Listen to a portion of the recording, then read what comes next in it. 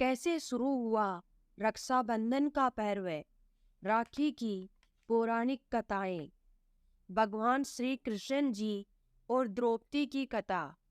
महाभारत में प्रसंग आता है कि जब राजसूय यज्ञ के समय भगवान श्री कृष्ण जी ने शिशुपाल का वध किया तो उनका भी हाथ घायल हो गया था।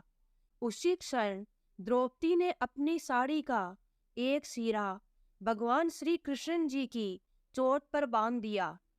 भगवान श्री कृष्ण जी ने द्रौपदी को इसके बदले रक्षा का वचन दिया।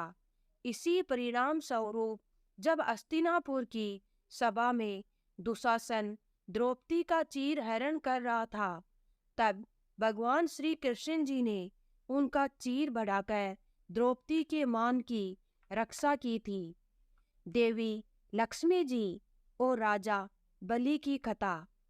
कथा के अनुसार जब भगवान विष्णु ने वामन अवतार के रूप में राक्षस राज बलि से 3 पग में उनका सारा राज्य मांग लिया था और उन्हें पाताल लोक में निवास करने को कहा था, तब राजा बलि ने भगवान विष्णु को अपने मेहमान के रूप में पाताल लोक चलने को कहा था, जिसे भगवान विष्णु मना नहीं कर सके।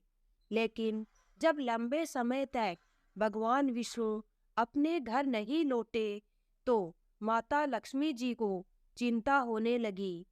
तब नारद मुनि जी ने उन्हें राजा बलि को अपना भाई बनाने की सलाह दी और उनसे उपहार में भगवान विष्णु को मांगने को कहा।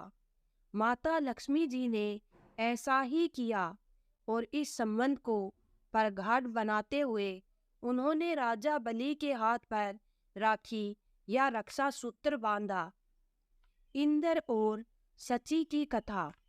रक्षाबंधन की शुरुआत को लेकर कई धार्मिक तथा पौराणिक कथाएं प्रचलित हैं, लेकिन माना जाता है कि सबसे पहले राखी या रक्षा सूत्र देवी सची ने अपने पति इंद्र को बांधा था। पौराणिक कथा के अनुसार जब इंद्र वृत्रासुर से युद्ध करने जा रहे थे, तब उनकी रक्षा की कामना के लिए देवी सची ने उनके हाथ में कल्लावा या मोली बांधी थी। तब से ही रक्षाबंधन की शुरुआत मानी जाती